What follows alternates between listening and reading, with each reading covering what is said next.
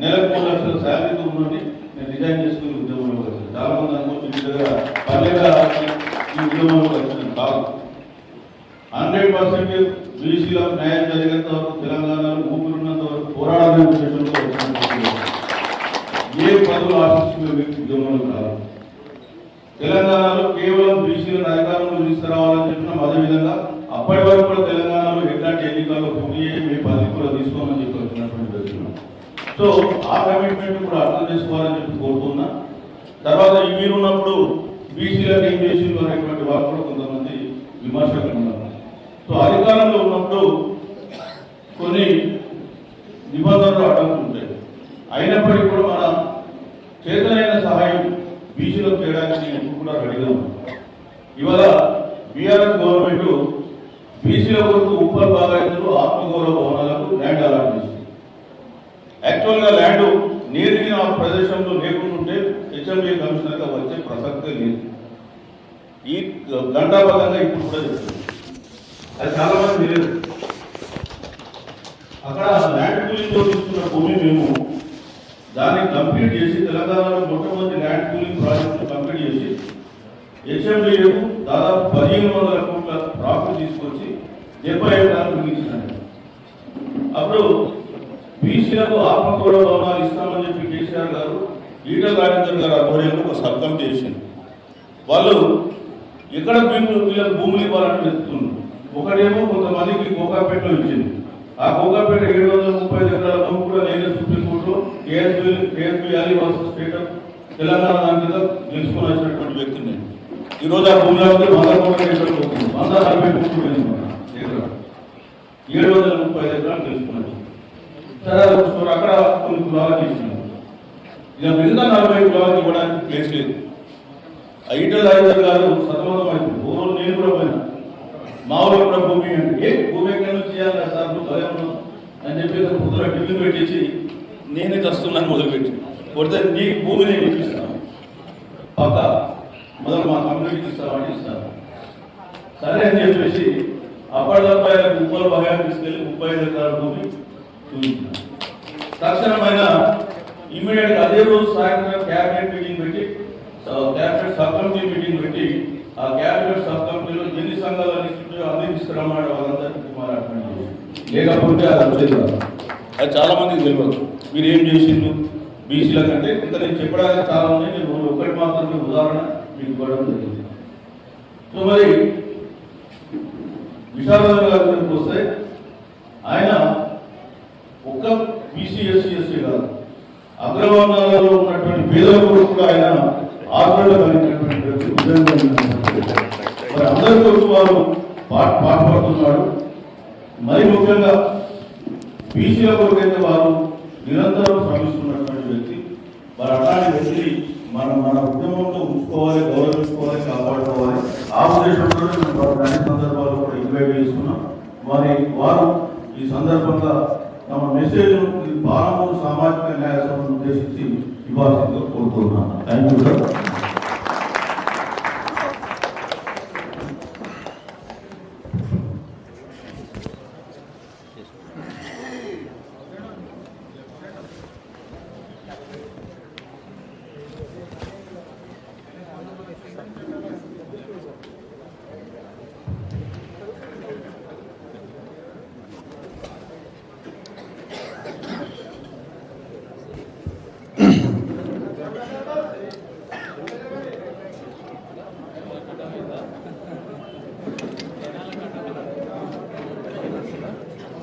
పాలమూరు సామాజిక న్యాయ సదస్సుకు సభాధ్యక్షత వహిస్తున్న బీసీ ఇంటలెక్చువల్ ఫోరం రాష్ట్ర అధ్యక్షులు మాజీ ఐఏఎస్ అధికారి టి చిరంజీవులు గారికి, వేదిక మీద ఉన్నటువంటి బాలరాజు గౌడ్ గారికి, పొలిటికల్ బీసీ ఫ్రంట్, ఆ తర్వాత సుదీర్ఘకాలం బీసీ ఉద్యమంలో పనిచేసినటువంటి మేధావి వర్గం సూర్యారావు గారికి, సారంగి లక్ష్మీకాంతరావు గారికి, ఈ సభకి మూల సూత్రధారిగా ఉన్న లెక్చరర్ రమేష్ గారికి,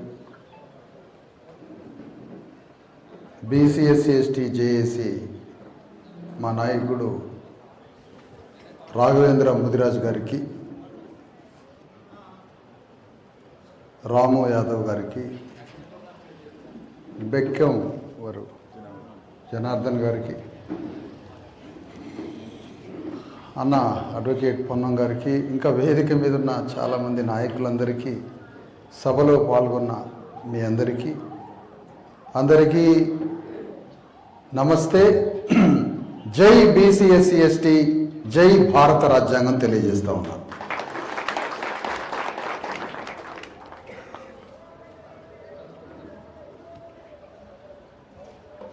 మహబూబ్ నగర్లో సామాజిక న్యాయం పేరు మీద ఒక సదస్సు. అంటే ఇక్కడ సామాజిక న్యాయం హత్యకి గురి కాబడింది. సామాజిక న్యాయం హత్య జరిగింది కాబట్టి మళ్ళీ సామాజిక న్యాయాన్ని పునరుజ్జీవింపచేయడం కోసం సమాజం అంటే ఒక వర్గం బతకడం కాదు, ఏ 10 మందో 5గురో బతకడం కాదు. సమాజం అంటే అందరం బ్రతకడం, అందరూ మానవ గౌరవంతో బ్రతకడం, అందరం సంపదలో సమానంగా అనుభవించడం, భూమిలో, రాజ్యంలో, విద్యలో, వైద్యంలో, సమస్త రంగాల్లో మానవ జాతి అంతా సమానంగా బ్రతకడం. తద్వారా మనిషి జీవించడం. ఇలాంటి సామాజిక న్యాయాన్ని పునర్జీవింపజేయడానికి ఈ సదస్సుకి బహుశా పెద్ద ఆయన చిరంజీవి గారి పేరు పెట్టి ఉంటారు. మనం జపాన్లో హిరోషిమా, నాగసాకి మీద అణుబాంబుల వర్షం కురిసింది. 1 సెకండ్లోనే కొన్ని కోట్ల మంది ప్రాణ నష్టం జరిగింది. అది పునర్జీవింపబడడానికి ఎన్ని సంవత్సరాలు పడిందో మీరందరూ చూశారు. కానీ భారతదేశంలో, తెలంగాణలో ప్రతి అగ్రవర్ణం వారి దోపిడీ మన జాతుల మీద ఒక అణుబాంబు వర్షంతో సమానం. అక్కడ 1 సెకండ్లో ధ్వంసం కావచ్చు మానవ జాతి, ఇక్కడ 100 ఏళ్ళు పట్టవచ్చు. కానీ అణగారిన వర్గాల మీద పడుతున్న మానవ బాంబులే ఈ అగ్రవర్ణాల దోపిడీ. మన భూమిని, మన రాజ్యాన్ని, మన సంపదని, మన మానవ హక్కులని, మన శ్రమని, మన రక్తాన్ని దోచుకోవడం అంటే అది మానవ బాంబు కాకపోతే మరేమిటి? అక్కడ అణుబాంబు అట్లా పడగానే ఒకే సెకండ్లో మనుషులంతా బూడిదైపోవచ్చు. కానీ వీళ్ళు మనలోనే తిరుగుతూ, మనలోనే ఉంటూ, తన కళ్ళ ముందే ఒక శిశువు పుట్టి తన రక్తమాంసాలన్నీ ఊరు మొత్తానికి అర్పించి తన కళ్ళ ముందే చచ్చిపోతుంటాడు ఒక బీసీఎస్సీ ఎస్టీ దొర ముందు. అయినా కనికరం లేదు, ఎలాంటి కనికరం లేదు. ప్రపంచ సామ్రాజ్యవాదం అని చెప్తున్నారు అమెరికాని. సామ్రాజ్యవాద దేశమే, నిజమే. మార్క్సు, కమ్యూనిస్టులు పోల్చిన సామ్రాజ్యవాదం అని చెప్పినా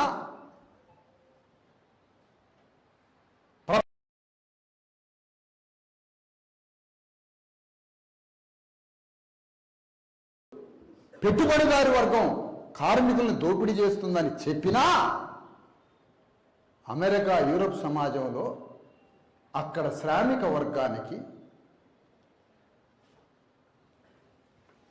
జీవించడానికి, అక్కడ శ్రామిక వర్గం బ్రతకడానికి, సంపూర్ణంగా 100 సంవత్సరాలు ఆరోగ్యంగా బతకడానికి ఉచితంగా మనకి వైద్యం చేయడానికి హాస్పిటల్ కట్టించారు. అక్కడ మన బిడ్డలంతా గొప్పగా చదువుకోవడానికి మనలాంటి శ్రామిక వర్గానికి వారు స్కూల్ కట్టించారు యూరోప్ సమాజంలో, అమెరికాలో.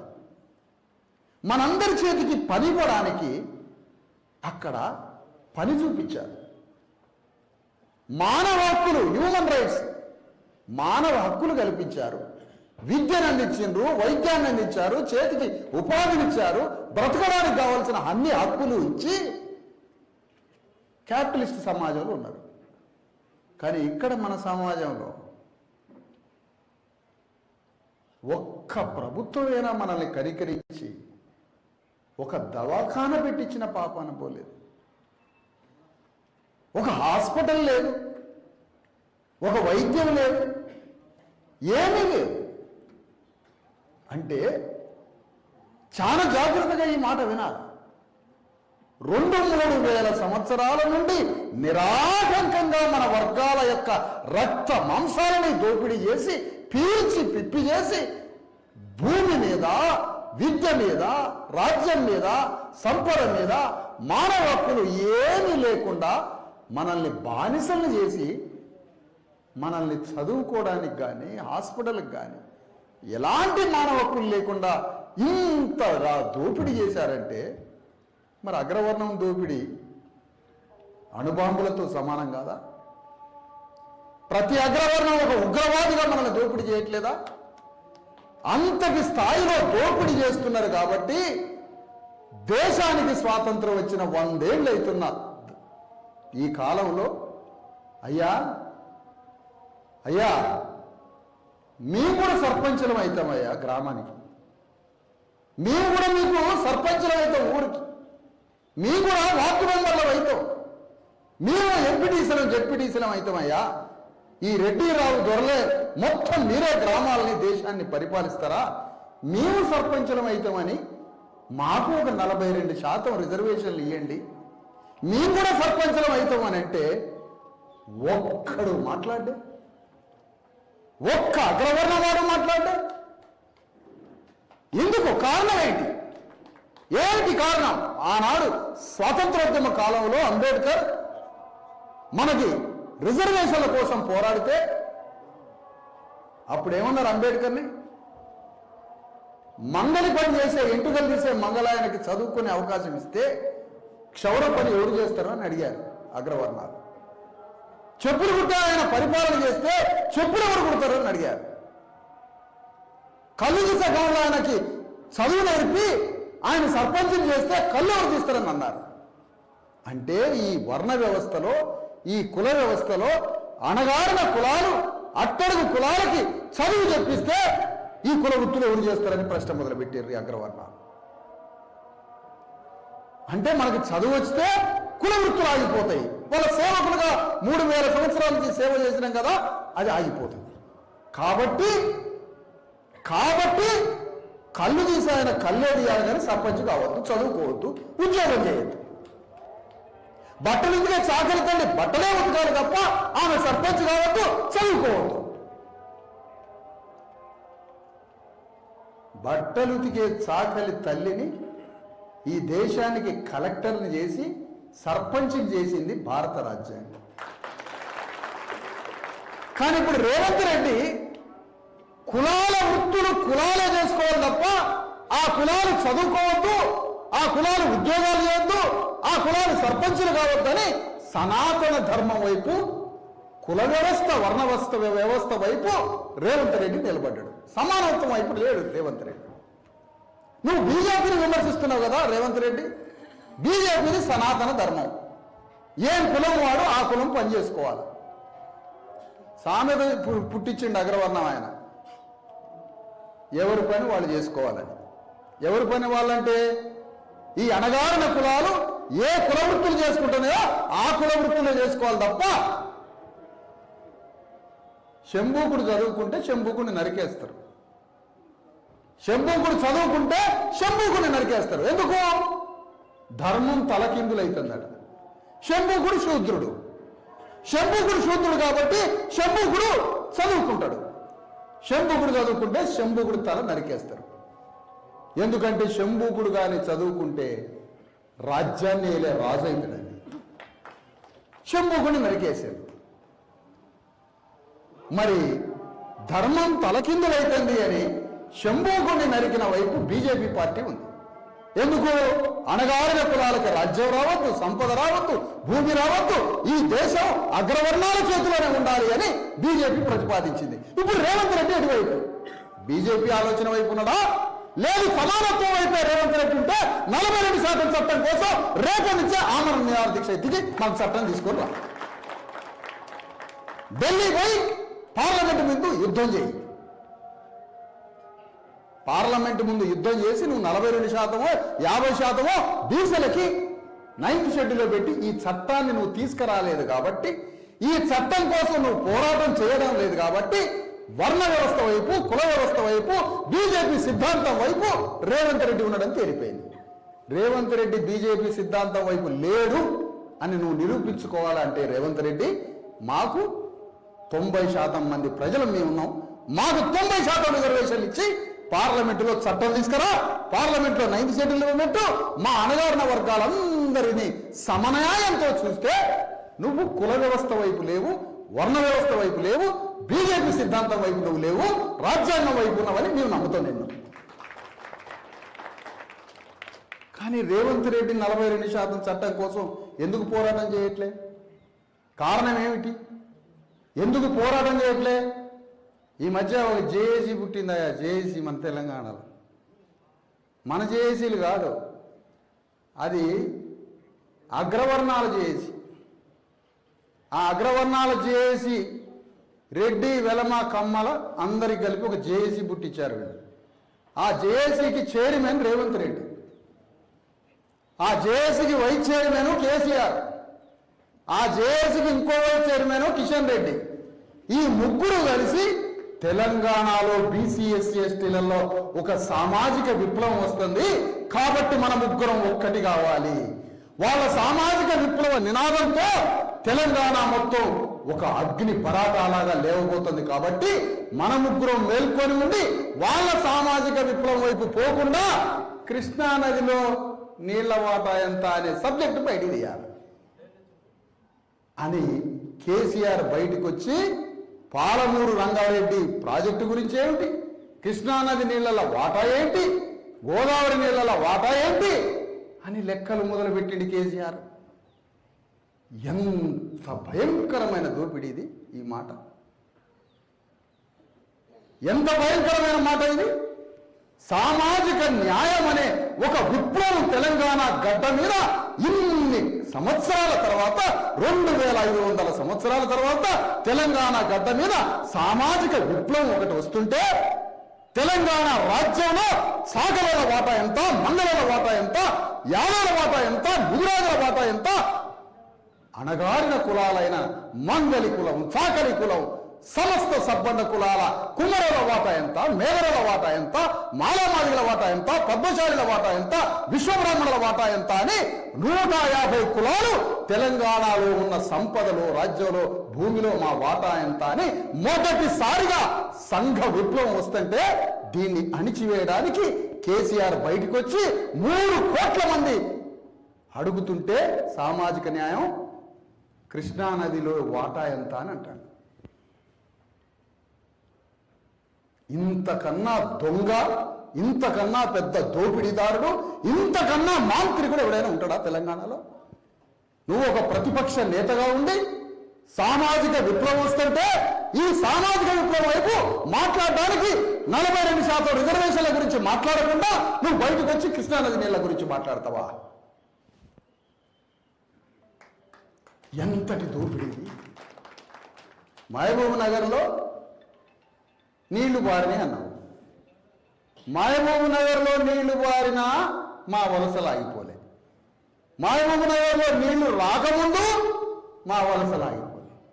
నీళ్లు రాకముందు వలసలు అంతే ఉన్నాయి, నీళ్లు వచ్చినాక వలసలు అంతే ఉన్నాయి. నీళ్లు రాకముందు నువ్వు వలసపోలే, నీళ్లు వచ్చినాక నువ్వు వలసపోలే. నీళ్లు తెలంగాణలో కాదు ఆంధ్రాలో నీళ్లు ఉన్నాయి అన్నారు. ఆంధ్రాలో నీళ్లు ఉన్నప్పుడు అక్కడి నుంచి అణగారిన కులాలు ఇక్కడికి వలస వచ్చారు. అంటే ఆంధ్రా నుంచి కూలి పని చేయడానికి వచ్చినోడికి భూమి లేదు, తెలంగాణలో నీళ్లు పారినా తెలంగాణలో నీళ్లు పారకముందు మనకు భూమి లేదు, పారినాక భూమి లేదు. మాకు భూమే లేదు కాదురా. కృష్ణానదిలో నీళ్లు, గోదావరిలో నీళ్ళ సంగతి ఎందుకు? మాకు సామాజిక విప్లవం సంగతి ఏంటి? రాజ్యం సంగతి ఏంటి? ఈ రాజ్యం ఎవరిది అసలు? 90% బీసీ ఎస్సీ ఎస్టీల ఓట్లు ఉండగా మా ఓట్లను దొంగతనం చేసిన ఈ దొంగ ఆంధ్ర నీటి దొంగ గురించి మాట్లాడతాను. ఆంధ్ర నీటి దొంగ ఆంధ్రుడైతే తెలంగాణ రెడ్డి వెలవలు ఓటు దొంగలు వీళ్ళు. 90% ఓట్లను దోపిడీ చేస్తారు. ఇక్కడ మనం మాట్లాడాల్సింది ఒక మాట. ఇన్నాళ్ళు మీకు రాజ్యం అప్పచెప్పాం కదా, ఇంతకాలం మీకు రాజ్యం అప్పచెప్పాం కదా, ఇన్ని సంవత్సరాలు తెలంగాణ వాదం అంటే నీకు రాజ్యం అప్పచెప్పాం. మేమందరం కలిసి నీకు రాజ్యం అప్పచెప్పాం. తెలుగు వారి ఆత్మగౌరవం అంటే నీకు రాజ్యం అప్పచెప్పినాం ఎన్టీ రామారావు. కమ్యూనిస్టులు సోషలిజం అంటే వాళ్ళకు రాజ్యం అప్పచెప్పినాం. ఇందిరమ్మ వస్తే ఇందిరమ్మకు రాజ్యం అప్పచెప్పినాం. మొదటిసారిగా మా బీసీ ఎస్సీ ఎస్టీలకి సామాజిక న్యాయం కావాలి, మాకు రాజ్యంలో వాటా కావాలని ఈ బీదా పిచ్చి జనం ఒక దగ్గర కూర్చుంటే ఒక్క అగ్రవర్ణం వాడు వచ్చి మనకెందుకు మద్దతు ఇవ్వలేరా? మీకు 4 రాజ్యం ఒప్పచెప్పినాం కదా, యుగ యుగాలుగా మీకు రాజ్యాన్ని ఒప్పచెప్పినాం, దశాబ్దాలుగా మీకు రాజ్యం ఒప్పచెప్పినాం, రాజ్యాంగం వచ్చినాక మీకు రాజ్యం ఒప్పచెప్పినాం కదా. ఇన్నాళ్ల తర్వాత కోట్ల మంది బీదా బిక్కి బట్ట లేనోడు, తిండి లేనోడు, కడుపుల పేగులు లేనోడు, చదువు లేనోడు అందరూ ఒక దగ్గర కూర్చొని అయ్యా ఈ రాజ్యంలో మేము సర్పంచులం అవుతాం అయ్యా, అయ్యా ఈ రాజ్యంలో ఎంపీటీసీలం అవుతాం అయ్యా, అయ్యా ఈ రాజ్యంలో వార్డు మెంబర్లం అవుతాం అయ్యా, అయ్యా మాకు ఒక హాస్పిటల్ కట్టియండి అయ్యా అని మేము సామాజిక న్యాయం అడుగుతుంటే ఒక్క అగ్రవర్ణం వాడు ఎందుకు లేడు ఇక్కడ? ఒక్క అగ్రవర్ణం వాడు ఎందుకు లేడు ఇక్కడ? ఎందుకు మద్దతు ఇవ్వడానికి లేడు? మద్దతు ఇచ్చేవాడు ఎందుకు ఇక్కడ అగ్రవర్ణం వాడు లేడు? అగ్రవర్ణం వాడు మన రాజకీయ పోరాటానికి ఎందుకు మద్దతు ఇవ్వడం లేదు? ఒక్కటే ప్రశ్న, నా ప్రశ్న. మేము రాజ్యాన్ని పరిపాలిస్తాం, మాకు సర్పంచులు కావాలి, ఎమ్మెల్యేలు కావాలి, మంత్రులు కావాలి, ముఖ్యమంత్రులు కావాలి, ఈ రాజ్యం మాకు కావాలని మనం పోరాటం మొదలు పెడితే ఒక్క అగ్రవర్ణం వాడు మన ఉద్యమానికి ఎందుకు మద్దతు ఇవ్వడం లేదు? వాడు మద్దతు ఇవ్వకపోయినా వాడి దగ్గరికి మనం పోతున్నామంటే సిగ్గు మనకు లేదా, వాడికి లేదా అని అడుగుతున్నా ఈ వేదిక మీద. ఎవరికి లేదు? ఎవరికి లేదు అని అంటున్నా. ఎవరికి ఆత్మగౌరవం లేదు ఇక్కడ? కొల్లాపూరు రాజు వెలమరాజు. ఆ వెలమరాజుకి ఒకే ఒక గాలి మోటార్ భారతదేశంలో ఉన్నాడు. మీర్ ఉస్మాన్ అలీ ఖాన్ తర్వాత కొల్లాపూర్ ఆయనకు ఉంది హెలికాప్టర్. వాడు కృష్ణానది పై గద్వాల్లో ఒక రాజు, వనపర్తిలో ఒక రాజు, కొల్లాపూర్లో ఒక రాజు. కొల్లాపూర్ తర్వాత 100 కిలోమీటర్లు దిగినాక జగేపేట దగ్గర ముక్త్యాల రాజావారు. ఈ రాజులు పరిపాలిస్తున్నారు కృష్ణానది పక్కన. ఈ రాజులలో కొల్లాపూర్ రాజు తన రాజ్యం పోయింది.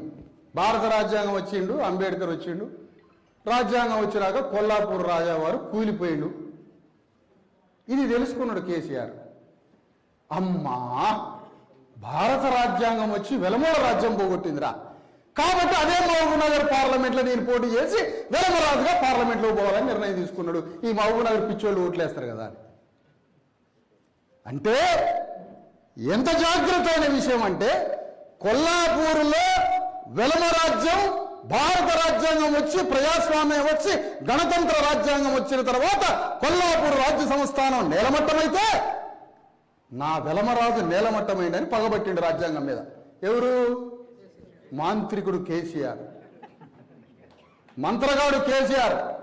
నీ మాంత్రికత్వం మా భూత వైద్యంతో మింగిపారేస్తాం. నా లోలాలు పిసికి పారేస్తాం. నువ్వు ఎట్లా కృష్ణానది నీళ్ళ వాటా అంటావో, గోదావరి నీళ్ళ వాటా అంటావో, సామాజిక న్యాయం మాట్లాడకుండా నువ్వు బయటకు వస్తావు కదా. ఇప్పుడు రేవంత్ రెడ్డిని అడుగుతున్నా. రేవంత్ రెడ్డి ఇంతవరకు కేసీఆర్ని జైలేలే, బాగానే ఉంది అంతవరకు. ఇప్పుడు నేను కేసీఆర్ దగ్గరికి పోయి ఓ 10,000 మందిని వేసుకొని కేసీఆర్ దగ్గరికి పోతా. నువ్వు సామాజిక న్యాయం గురించి మాట్లాడు, గల్లా పడతారని నేను అంట. ఇప్పుడు రేవంత్ రెడ్డి నన్ను అరెస్ట్ చేస్తాడా కేసీఆర్నా? నన్నే చేస్తాడు కేసీఆర్ అరెస్ట్. కొల్లాపూర్ రాజు నేలమట్టమైందని అమ్మా వెలమోళ్ళు రాజులు కాలేరా? వెలమ రాజ్యాన్ని కూలుస్తుందా భారత రాజ్యాంగం? పగబట్టిండు కేసీఆర్. కేసీఆర్ పగబట్టింది ఆంధ్రోళ్ళ మీద కాదు, కేసీఆర్ పగబట్టింది తెలంగాణలో ఉన్న బీసీఎస్సీ ఎస్టీలు. ఇది తెలుసుకున్న రోజు మనకి ధర్మం తెలుస్తుంది, న్యాయం తెలుస్తుంది. ఎందుకో తెలంగాణలో రాష్ట్రం ఏర్పడ్డ తర్వాత ఒక్క ఆంధ్రవాడి దగ్గర నుంచి ఆయన ఒక రూపాయి బిళ్ళ రికవరీ చేసిండా? ఒక్క ఆంధ్రోని తీసుకుపోయి జైలు వేసిండా? సంకలాల చేతులు పెట్టి గుంజకపోయి ఒక్క ఆంధ్రవాడి దగ్గర నుంచి సెంటు భూమి రికవర్ చేసిండా? ఒక్క ఆంధ్రవాడి దగ్గర నుంచి రూపాయి బిల్ల రికవర్ చేసిండా? ఒక్క ఆంధ్రవాడిని తీసుకుపోయి జైలు వేసిండా? ఆంధ్ర నుంచి ఏమి రికవర్ చేసిండు? ఏమి రికవర్ చేయలే. రేవంత్ రెడ్డి అంటాడు కదా, మనం ఇద్దరం కూర్చొని మాట్లాడుకుందాం, చంద్రబాబు నాయుడు నువ్వు నేను, కృష్ణానదిలో నీళ్ల వాటా గురించి మన ఇద్దరం కూర్చొని మాట్లాడుకొని పరిష్కరించుకుందాం అంటాడు. నేను అంటున్నా రేవంత్ రెడ్డిని, అరే 42% కోసం యుద్ధం చేస్తున్నాం మేము ఇక్కడ, మాకు వాటా కావాలని శతాబ్దాలుగా యుగయుగాలుగా అంటరాని వాడు శూద్రుడు బీసీ వాడు వందల వేల ఏళ్ల నుంచి రక్త తర్పణం చేసిన బీసీఎస్సీ ఎస్టీలు మొదటిసారిగా ఈ గ్రామాలలో మేము సర్పంచులం కావాలి, మాకు ఈ రాజ్యంలో సంపదలో మా అణగారిన కులాలకు వాటా రావాలని మేము పోరాడుతున్నాం కదా. మా చిరంజీవి సార్తో చర్చించడానికి రేవంత్ రెడ్డి రాడా అని అడుగుతున్నా. నీకు చంద్రబాబు నాయుడు తోటి నువ్వు కూర్చొని మాట్లాడతావు, మా ఈశ్వరయ్య గారితో చిరంజీవి గారితో మా గౌడ్ సార్ తోటి నువ్వు మాట్లాడవా? నువ్వు నాతో మాట్లాడవా? సరే నాతో మాట్లాడడానికి నీకు భయం, మరి చిరంజీవి గారితో మాట్లాడు. ఎందుకంటే ఆయనకి ఎందుకు భయం అంటే, నేను ఈ మధ్య 8వ తరగతి క్లాసుకు పోయాను మొన్న, ఇక్కడ సిరికొండ, అదే ఇక్కడ జగిత్యాల గుట్టలు. ఆ 8వ తరగతి పాఠ్య పుస్తకంలో నాకు రేవంత్ రెడ్డి గారంటే చాలా గౌరవం. ఆయన మీద నాకున్న గౌరవం విషయం ఎవడికి లేదు. నాకు ఎంత గౌరవం అంటే 8వ తరగతి తెలుగు పుస్తకానికి రేవంత్ రెడ్డి గారి ప్రసంగాల్ని ఒక ఉపవాచకంగా పెట్టాలని రేవంత్ రెడ్డి గారి మీద ఉన్న గౌరవంతో నేను అడుగుతా ఉన్నా. ఆ పాఠ్యాంశం పేరు, ఆ ఉపవాచకం నాన్ డీటెయిల్ పేరు ఏంటంటే, ఏ నీ అమ్మ లావుల తొండలేస్తా, ఇది దీని పేరు. అర్జెంటుగా నాకు విజయ్ కుమార్ గారు కూడా డైరెక్షన్ ఇవ్వాలి, డిఓ గారిని ఎట్లెట్లా పెట్టాలి ఈ పాఠం, ఏ విధంగా పెట్టాలి, ఇది నేను ఎట్లా గవర్నమెంట్ ముందు ప్రపోజ్ చేయాలా? నాన్ డీటెయిల్ నీ అమ్మ లాగులో తోడలేస్తా, మాదిగోళ్ళంతా డబ్బులు కొట్టండి, మహబూబ్నగర్ మాదిగోళ్ళంతా. ఈ వీరి ఉపన్యాసాలు అనమాట, వీరి ప్రసంగాలు. చెప్పొచ్చే విషయం ఏంటంటే, నీకు చంద్రబాబు నాయుడికి ఒక్క 10 టీఎంసీలో 50 టీఎంసీలో నీళ్ళ దగ్గర తగాదైతే, మీ ఆంధ్ర అగ్రవర్ణాల భూముల్లో నీళ్లు పారడం కోసం మీరిద్దరు కూర్చొని చర్చించుకుంటున్నప్పుడు, బీసీఎస్సీ ఎస్టీల రిజర్వేషన్ల యుద్ధం జరుగుతుంటే మాతో చర్చించడానికి ఎందుకు రావు అని అడుగుతున్న ఈ వేదిక మీద నుంచి. ఒక్క ప్రశ్న చిరంజీవి గారు వేసే ఒక్క ప్రశ్నకైనా సమాధానం చెప్పే దమ్ము సత్తా ఉన్నదా వీళ్ళకి? ఎందుకు మాతో చర్చించడానికి రావాలి?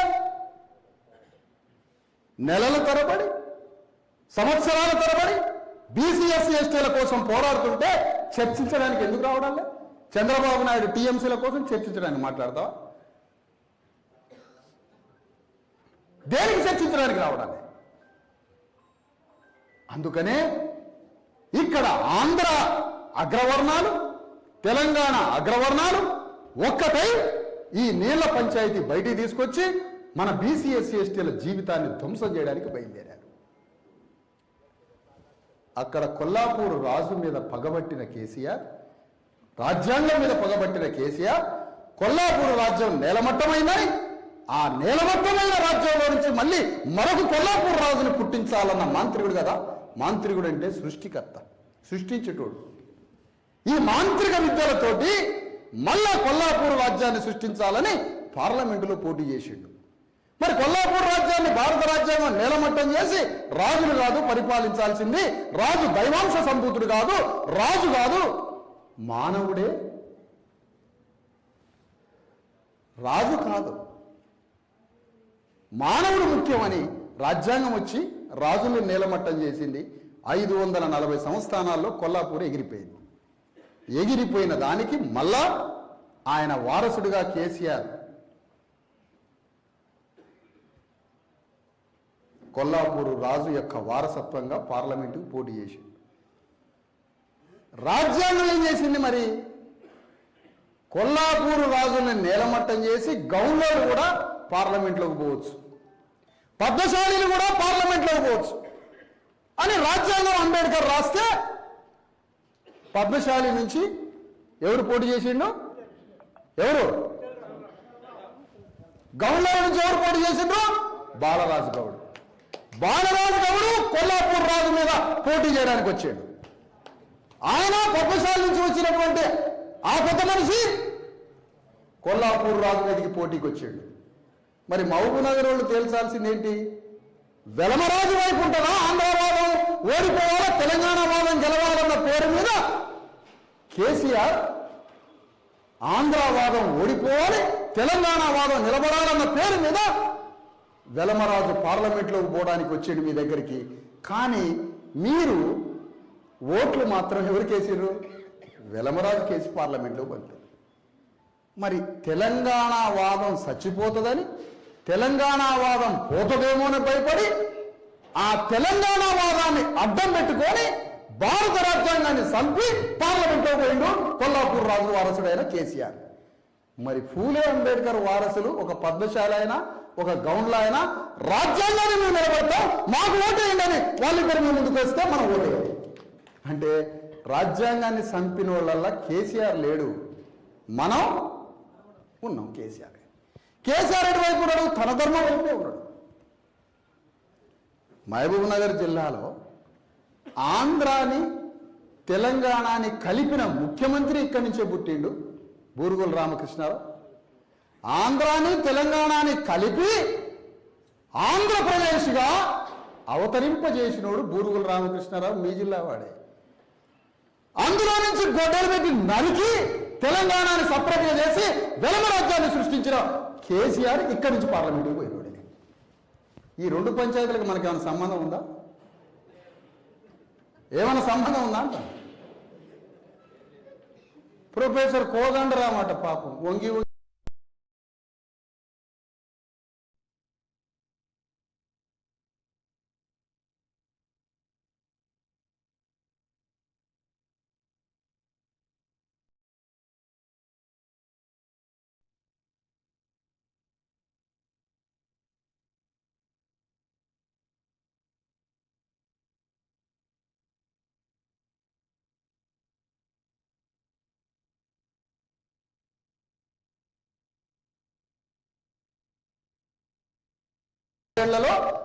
ఆంధ్ర వాళ్ళు మహబూబ్ నగర్ జిల్లాలో అది నీళ్ల దోపిడీ కావచ్చు, మరో దోపిడీ కావచ్చు, 50,000 కోట్ల రూపాయలు దోపిడీ చేసిరట ఆంధ్ర వాళ్ళు తెలంగాణలో మహబూబ్ నగర్ జిల్లాలో. మహబూబ్ నగర్ జిల్లాలో ఉన్న సంపదల్ని కొల్లగొట్టి ఆంధ్ర వాళ్ళు 50,000 కోట్ల దోపిడీ చేసిండ్రని పాపం ఆ కోదండరామిరెడ్డి క్లాసులు చెబుతుంటాడు, తెలంగాణ క్లాసులు. నేను కోదండరామిరెడ్డిని అడుగుతున్నా, మహబూబ్ నగర్ జిల్లాలో ఉన్న రెడ్డి వెలమ దొరలు మహబూబ్ నగర్ లోనే ఉన్న బీసీ ఎస్సీ ఎస్టీలను ఎన్ని వేల కోట్లు దోచుకున్నారో చెప్పాలి. ఈ లెక్కలు ఎవరు చెప్పాలా? ఈ లెక్కలు బొక్కలు ఎవరు తీయాలంటున్నా. ఇది ఎందుకు మాట్లాడలే కోదండరామిరెడ్డి? ఈ మాట కోదండరామిరెడ్డి ఎందుకు మాట్లాడట్లే? ఆంధ్ర వాళ్ళ దోపిడీని లెక్కలతో సహా చెప్పినప్పుడు తెలంగాణలోనే ఉన్న బీసీ ఎస్సీ ఎస్టీలని, తెలంగాణలోనే ఉన్న రెడ్డి వెలమ కమ్మ దొరలు తెలంగాణలో బీసీ ఎస్సీ ఎస్టీల రక్తం ఎన్ని టీఎంసీలు తాగారు? మీరు లెక్కలు చెప్పట్లేదు కోదండరామిరెడ్డి. ఒక సమాజాన్ని మార్చడం శిష్టవర్గంతో సాధ్యమైంది. రోజు రక్తమాంసాలు అర్పితం చేసి వచ్చిన కూలీనాలితో కాదు. సంఘాన్ని మార్చడం శిష్టవర్గం అంటే ఒక మేధావి వర్గం, ఒక శ్రామిక వర్గంలోనే ఉన్న ఒక చదువుకున్న బుద్ధిజీవితో సంఘాన్ని మారుస్తున్నాం. కాబట్టి బీసీ ఇంటలెక్చువల్ ఫోరం అంటే బీసీ శ్రామిక వర్గం, బీసీలలో ఉండే ఒక శ్రామిక కాయా కష్టం చేసుకొని ఏంటి నాన్న ఏందమ్మా అదే ఆయన టెంట్ హౌస్ ఆయన వస్తాడు, కుర్చీలు తీసుకుపోవాలి పాప శ్రామికుడు. ఆయనకి శిష్టవర్గం కాదు. ఆయన అదండి ఆగాల జాగ్రత్తగా వినండి అయ్యా ఒక్క నిమిషం. ఒక శిష్టవర్గం, ఒక బుద్ధిజీవుల వర్గం, శ్రామిక వర్గం యొక్క విముక్తికి వాళ్ళే మార్గదాతలు. మన శ్రామిక వర్గం, బీసీలు శ్రామిక వర్గం, ఎస్సీలు శ్రామిక వర్గం, ఎస్టీలు శ్రామిక వర్గం, రోజంతా పొద్దంతా పనిచేసి రక్తాన్ని ఉడికించి మాంసాన్ని ఉడికించి కాయ కష్టం చేసుకొని గంత ముద్ద దీన్ని నోరెల పెట్టి నిద్రపోతున్నారు. మళ్ళీ పొద్దున్నే కడుపు ఆకలికి బయలుదేరుతాడు. ఈ సంఘాన్ని మార్చడం అనే బుద్ధిజీవి కాదు అతను. కానీ మనలో శిష్ట వర్గాన్ని పుట్టించాడు ఫూలే అంబేద్కర్. సమాజం యొక్క ఆకృతిని మార్చిపారేమన్నాడు. సమాజం వర్టికల్గా ఉండి దోపిడీ చేస్తున్నాం, వర్టికల్ సిస్టాన్ని హారిజంటల్ చేసి పారేమన్నాడు. ఆ శిష్టవర్గం కావాలి, ఆ బీసీలలో ఉండే ఒక శిష్టవర్గం, మేధోవర్గం కావాలని బీసీ సమాజాన్ని మార్చడానికి ఇగో ఈ శిష్టవర్గానికి సంబంధించిన చిరంజీవి గారు ఈ ఇంటలెక్చువల్ ఫోరం పెట్టింది. ఇప్పుడు వేదిక మీద ఉన్నవారు ఏమంటున్నారు, మా వాళ్ళు భోజనాలు చేసి వెళ్ళిపోతారు. ఎందుకు పోతావు? కర్ర తీసుకొని రోడ్డు మీద నిలబడతావు, ఎట్లా పోతావు చూస్తారు. పోతావు. బుద్ధిజీవి శిష్టవర్గమా, పూలే అంబేద్కర్ల నెత్తురు తాగిన వర్గమా? మీరు భోజనం చేసిపోతారు. యాడికి పోతారు భోజనం చేసి? ఎట్లా పోతారు భోజనం చేసి? అసలు నాకు ఒకసారి ఏం నిర్ణయం తీసుకోవాలనిపిస్తుంది అంటే, అసలు నేను పోరాడాల్సింది రెడ్డి రావుల మీదనా, కర్ర తీసుకొని మిమ్మల్ని కొట్టడమా? ఏం పని చేయాలి రెండిట్లో? అసలు ఏ పని చేయాలి? నా కిరిమి లేచినట్టు ఇటు వస్తా కర్ర తీసుకొని. ఎటు పోరాడాలి? కాన్షీరామ్ మొదటిసారి సైకిల్ దొక్కి సైకిల్ మీద బ్యానర్ ఏం రాసుకున్నా తెలుసా? ఏం రాసుకున్నాడు మొదటిసారి సైకిల్ దొక్కేటప్పుడు కాన్షీరామ్? చెప్పండి. థోడాసే శరం లేనా, నేను సిగ్గు నేర్పడానికి నా జనంలోకి పోతున్నాను.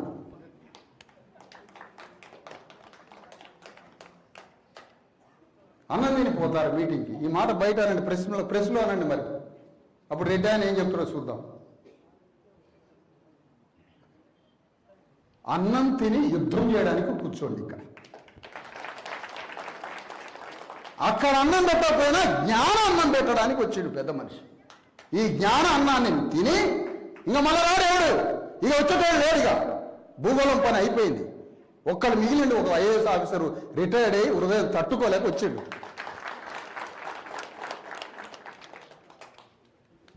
ఒక శిష్ట వర్గం, ఒక ఇంటలెక్చువల్ వర్గం కావాలి సిస్టాన్ని మార్చడానికి. ఒక రూపాయి ఉంటుంది అతని దగ్గర, కొద్దిగా విశ్రాంతి ఉంటుంది, అతను బుద్ధిజీవి, 4 అక్షరాలు చదువుకున్నాడు, ఆలోచించగలుగుతాడు. కాబట్టి అతనికి హృదయంలో జరిగిన యాన్సిస్టర్స్ హిస్టరీ మొత్తం చెప్పి, దోపిడీ జరిగిన తీరంతా చెప్పి, అతని హృదయాన్ని కడగదీసి మనలో వీరుల గురించి చెప్పి అతని ప్రేరేపితుడిగా మార్చి ఆ వీరత్వంలో నుంచి తన సంఘానికి పనిచేయడానికి శిష్ట వర్గాన్ని తయారు చేయమని చెప్పారు ఫూలే అంబేద్కర్. దానికోసం వేదిక పెట్టారు. ఈ వేదికలో బీసీలు వచ్చి పనిచేయరా? అన్నయ్య నన్ను, మాది కూడా అన్నయ్య, నేను కర్ర తీసుకొని బీసీల దగ్గర కూడా వస్తాను అనండి.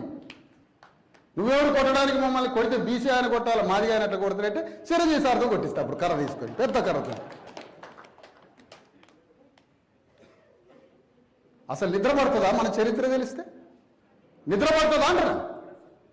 ఎట్లా గురకబెట్టి నిద్రపోతారు? నీకు గురకట్లు వస్తుంది అసలు నిద్రపోయేటప్పుడు? రక్తం తాగుతున్నారు, టీఎంసీల రక్తం. 500 టీఎంసీల లెక్క తేడా కోసం గొడ్డలు పెట్టి వెలమరాజ్యం తెచ్చుకున్నాడు కేసీఆర్. నరికి సపరేట్ చేసి 3 కోట్ల మందికి మంత్రంగం చెప్పి వెలమరాజ్యం యొక్క జెండా ఎగరేసిండు కేసీఆర్. అది ఆంధ్ర తెలంగాణ ఉద్యమం కాదు, ఆ పేరు మనకు చూపించాడు. అతను ఎగరేసిన జెండా గులాబీ జెండా కాదు. ఎవరు? రాచకొండ సింగభూపాలుడనే వెలమరాజు యొక్క వారసుడు, కొల్లాపూర్ యొక్క వెలమరాజు యొక్క వారసుడు, వెలమరాజ్యం యొక్క వైష్ణవ జెండాను ఎగరేశాడు కేసీఆర్. ఇది మనకి ఎప్పటికి అర్థం కావాలి? ఏనాటికి అర్థం కావాలి? పగా ప్రతీకారాలతో బతకడం ఆత్మగౌరవం అంటే. హ్యూమన్ లైఫ్లో చేంజ్ వచ్చేది ఎక్కడ వస్తుంది? హ్యూమన్ లైఫ్లో చేంజ్, నీ జీవితంలో రాడికల్ చేంజెస్ ఎప్పుడు వస్తాయి?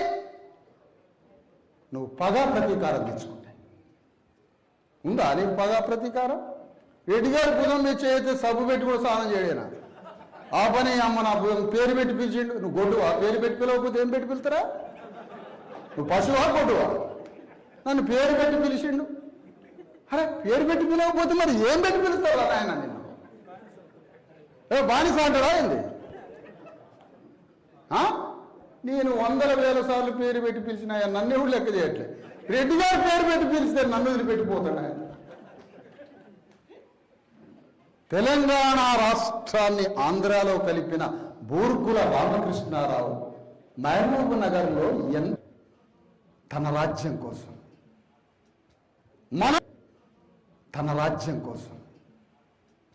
మన రాజ్యం కోసం చేయాల్సిన కార్యక్రమం ఏంటి అంటున్నా. తెలంగాణ గడ్డ మీద బీసీ ఎస్సీ ఎస్టీలని ఒక సముద్రం లాగా సృష్టించాలనుకుంటున్నాం రాబోయే 3 ఏళ్ళు. ఇదే కార్యక్రమం ఇది సమానత్వం కోసం సాగే సమరం, ఇది సమానత్వం కోసం సాగే యుద్ధం. ఇది 3 కోట్ల మంది బీసీ ఎస్సీ ఎస్టీలని ఒక్కదానికి ఒక ఆలోచనకి ఎదిగి తీసుకురావాలి. తెలంగాణలో రాజ్యాన్ని సృష్టించాలి. ఆ రాజ్యం కోసం కొన్ని డిమాండ్లు పెడుతున్నాం. రాజ్యంలో ఏం డిమాండ్లు? రేవంత్ రెడ్డి నువ్వు 42% కోసం ఎందుకు రావడంలే? నువ్వు ఎందుకు ఒప్పుకోవడాలే? 4th సిటీ అని భూమి దందా చేయడం ల్యాండ్ బ్రోకర్గా అవతరించిండు ఈ రాష్ట్ర ముఖ్యమంత్రి. రియల్ ఎస్టేట్ బ్రోకర్గా అవతరించిండు 4th సిటీ. రేపు ఏం జరగబోతుందో తెలుసా? తెలంగాణలో 540 మండలాలలో ఉన్న భూమి మొత్తాన్ని పెట్టుబడిదారులకు అమ్మే ల్యాండ్ బ్రోకర్లుగా రాబోతున్నారు తెలంగాణ ముఖ్యమంత్రులు. మొత్తం మండలాల్ని 4th సిటీగా మార్చబోతున్నారు. ఏం చేద్దాం మరి? మనం ఏం చేద్దామంటావు మరి?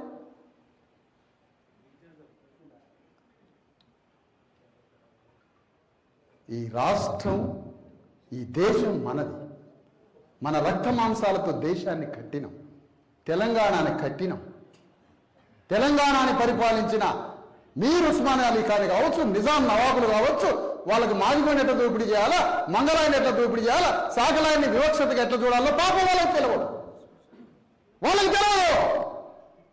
రెడ్డిని గౌరవించాలి, సాగలాయిని నీచంగా చూడాలన్న సంగతి అతనికి తెలియదు. అతను వేరే దేశం నుంచి వచ్చాడు.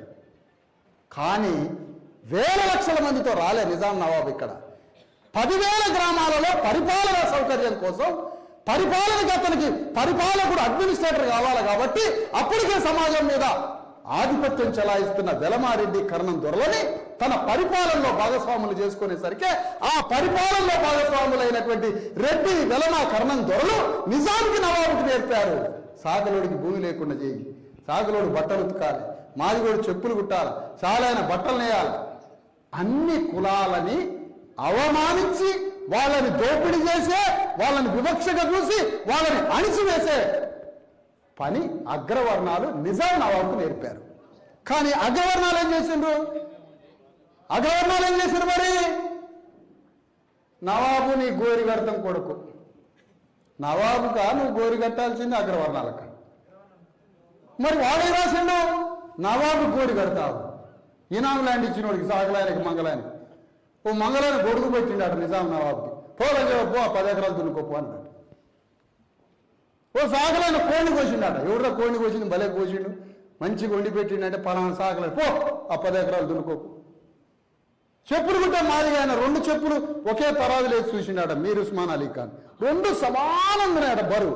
వీడు ఏమైనా మిషన్ మీద పెట్టి కుట్టిండంటే కాదు సార్, వాడు చేతులతో కుట్టిండంటే వాడికి 100 ఎకరాలు ఏమని ఇచ్చిండాట. ఆ 100 ఎకరాలని ఆ ఊళ్ళో ఉన్న రెడ్డి మళ్ళీ చూసుకున్నాడు మాదిగోడి దగ్గర నుంచి. ఇప్పుడు నిజాం నవాబు కరెక్టా, ఊళ్ళో మల దోపిడీ చేసిన రెడ్డి కరెక్ట్? ఎవరికి నేర్పుతున్నారు పాఠాలు అంటున్నా? ఎక్కడి నుంచి వస్తుంది ఇది? అందుకనే మానవుడి యొక్క జీవితానికి అర్థం ఏంటి, మనిషి జీవితం యొక్క అర్థం ఏంటి? మీనింగ్ఫుల్ లైఫ్ అర్థంతో బతికినోడే చరితార్థుడైతాడు, ఎక్కువ కాలం బతుకుతాడు. అర్థంతో బతకండి. డెస్టినీ పాయింట్ ఏంటి? మన గమ్యం ఏమిటి? మన గమ్యం ఏమిటి? పండగ సాయన్న కలలు కన్న రాజ్యాన్ని తీసుకొచ్చి చూపించాలి. రాజ్యాంగం తెలియదు ఎర్ర సత్యానికి బుద్ధిజీవిగా మారడం తెలియదు, జ్ఞానవంతుడిగా యుద్ధం చేయడం తెలియదు, వ్యూహంతో యుద్ధం చేయడం తెలియదు, కాన్సీరామ్ రాజకీయ చతురత తెలియదు, జ్యోతిరావు పూలే అంబేద్కర్ సిద్ధాంతం తెలియదు. కానీ నీతిగా న్యాయంగా యుద్ధం చేయాలనే స్ట్రైట్ ఫార్వర్డ్గా పోయి బలైపోయింది. కానీ ఎర్ర సత్యానికే కాంశీరామ్ కలిసినట్టయితే, ఎర్ర సత్యానికే విశారదం కలిస్తే ముఖ్యమంత్రి అయితే ఎర్ర సత్యం. కానీ ఎర్ర సత్యం స్ట్రెయిట్ ఫార్వర్డ్గా పోయాడు, స్ట్రెయిట్ ఫార్వర్డ్గా పోయాడు.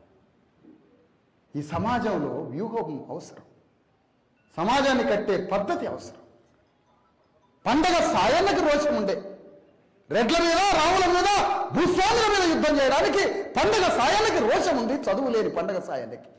బీసీ ఎస్సీ ఎస్టీలు కోట్ల మంది ఫూలే అంబేద్కర్ల ద్వారా చదువుకొని 6ంటికి ఇంటికి పోవాలయా నేను అర్జెంటుగా అంటాడట మన శిష్టవర్గం. ఏం దినం చేసుకోవడానికి పోతున్నాం ఇంటికి, మా మా మా బీసీ ఎస్సీ ఎస్టీ జనాల దినం చేయడానికి పోతున్నాం అంటున్నా. నిజంగానే ఈ మాట నిజంగా దినం చేయడానికే పోతారండి. ఎందుకు? మన వాళ్ళందరూ హాస్పిటల్ లేక చస్తారు, మన వాళ్ళందరూ చదువు లేక చస్తారు, మన వాళ్ళందరూ భూమి లేక చస్తారు, మన వాళ్ళందరూ ఉపాధి లేక చస్తారు. కాబట్టి వాళ్ళకి దినాలు అవుతున్నాయి. దినాలు చేసేది ఇప్పుడు ఎవరు? పోలీసు వాళ్ళు లేరా? చెప్పండి. మనమే దినాలు చేసేది. ఎందుకు? ఈ సిస్టమ్ చంపేస్తుంది మనల్ని. ఒక హత్య కత్తితోటి పొడవడం ఒక్కటే కాదు, హత్యకు అనేక కార్యకారణాలు ఉంటాయి. మన మౌనం, మన యుద్ధం లేకపోవడం, మనం జ్ఞానం తెలుసుకోకపోవడం, మనకు పగా ప్రతీకారం లేకపోవడం, శత్రువు మీద యుద్ధం లేకపోవడం, సంపదను సమానంగా పంచాలనే పోరాటం లేకపోవడం, ఇదే మన ప్రజలు చావుకి కారణం. అంబేద్కర్ రాజ్యాంగం రాయకపోతే, జ్యోతిరావు ఫూలే ఉద్యమానికే తెలంగాణ పద్మశాలీలు పైసా పోగు చేసి జ్యోతిరావు ఫూలేకి ఇస్తే జ్యోతిరావు ఫూలే మహారాష్ట్రలో యుద్ధాన్ని ప్రారంభించాడు. వాళ్ళే సహకరించకపోతే ఫూలేకి మనం 6 గంటలకు ఇంటికి పోతాం. శని ఆదివారాలు ఇల్లు దాటి బయటికి రావా? ఈ పోరాటంలో భాగస్వాములు గారా? బీసీ ఎస్సీ ఎస్టీల రాజకీయ విముక్తి యుద్ధంలో బీసీ ఎస్సీ ఎస్టీలు పాల్గొంటున్నందుకు గర్వపడండి. తెలంగాణలో మన బిడ్డలకి రాజ్యం ఇద్దాం, మన బిడ్డలకి తెలంగాణ గడ్డ మీద రాజ్యాన్ని ఇద్దాం. వాళ్ళే బతుకుతారు. వారసత్వ ఆస్తి నీ బిడ్డలకి రాజ్యమే. నీ బిడ్డలకి రాజ్యం ఇస్తే దాన్ని తీసుకొని బతుకుతారు. చివరికి చచ్చిపోయే ముందు కూడా ఆలోచిస్తావు కదా వీళ్ళు ఎట్లా బతుకుతారు అని. ఎందుకు టెన్షన్ పడతాను? రాజ్యం ఇచ్చిపో. వాళ్ళే ఆనందంగా బతుకుతారు. నీ బిడ్డలు సంచేరుగా బతుకుతారు. రాజ్యంతో పాటు ఏమిస్తున్నావు తెలుసా? నీ బిడ్డలకి జ్ఞానం ఇస్తున్నావు. దాంతోపాటు ఏమిస్తున్నావు తెలుసా? నీ బిడ్డలకి ధైర్యాన్ని ఇస్తున్నావు. ధైర్యంతో పాటుగా బోనస్గా రాజ్యాన్ని కూడా ఇస్తున్నావు. అంటే క్షత్రియుడిగా మార్చిపోతున్నావు నీ బిడ్డల్ని. ఈ పోరాటంలో పాల్గొనాలి మనం, ఈ పోరాటంలో పాల్గొనాలి. నేను బీసీల కోసం సమయాన్ని కేటాయిస్తున్నది నిజమే, ఎందుకంటే నాకు మంచి మిత్రుడు దొరికేది కాబట్టి. చిరంజీవి ఈ మధ్య నన్ను ఈయన బీసీలని అవమానిస్తాడట అన్నాడు నన్ను ఒక ఆయన. ఏమన్నా వేదిక మీదట నేను ఒక బీసీ నాయకుడిని అవమానించాను అని అంటున్నాడు ఒక పాప. ఒక అంధుడు అంటున్నాడు నేను ఒక బీసీ నాయకుడిని, ఆయన ఒక పార్లమెంటు సభ్యుడు, ఆయన నేను అవమానించినా అని ఒకటి లేవదీసిన ఒక పొగ. ఈ అంధుడికి నేనేం చెప్తున్నంటే, భువనగిరి పార్లమెంటులో ఒక గౌడ్ సాబ్ పోటీ చేసిండు, ఒక ఎస్సీ పోటీ చేసిండు. భువనగిరి పార్లమెంట్లో చామల కిరణ్ కుమార్ రెడ్డి అని ఈ రేవంత్ రెడ్డి చుట్టం పోటీ చేసిండు. బీసీ ఎస్సీ ఎస్టీ సంఘాలన్నీ పోయి చామల కిరణ్ కుమార్ రెడ్డికి మద్దతు తెలియజేసి ఆ పోటీ చేసిన గౌండ్లను గొంతు కోసారు కత్తులు పెట్టి. ఇప్పుడు అవమానించింది ఎవరయ్యా? ఈ బీసీ సంఘాలే. మరి నన్నంటారేమయ్యా? అయ్యా నన్నంటారు మరి? కత్తులు తెచ్చి గౌండ్ల గొంతు కోసి శ్యామల కిరణ్ కుమార్ రెడ్డిని పార్లమెంట్లోకి పంపారు. అవమానించింది నేనా? సాంప్రదాయ బీసీ ఎస్సీ ఎస్టీ సంఘాల. ఎవరు అవమానించింది? ఒక పెద్ద మనిషి మోడీకి అండగా ఉందా ఉంటాడు ఒకడు. ఊరిని అమ్మ మోడీ మనకండగా ఉండాలా, మనం మోడీకి అండగా ఉండాలా? అమ్మ సాగుపాడుగాను. ఎందుకంటే ఆయన మనకు ఆ పని చేసి పెట్టాడు. వాడెవడు చేసి పెట్టడానికి రాజ్యాంగం ఉండగా,